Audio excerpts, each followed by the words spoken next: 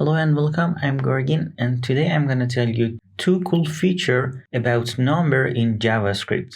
When you work with large numbers, it's hard to read them by eye.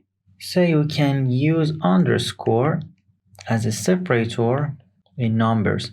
For example, you can add underscore here and everywhere. And if we log a,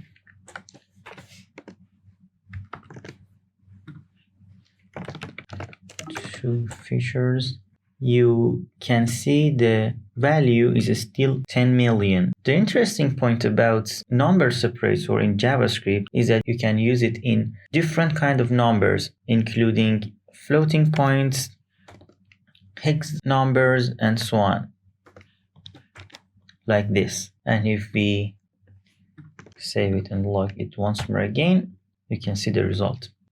The second thing I'm going to talk about is the fastest possible way to convert a string to number. As for sure you know, there are many different ways to convert a string to number in JavaScript.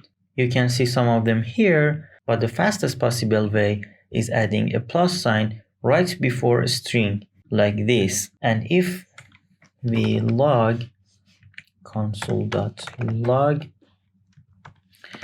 type of C,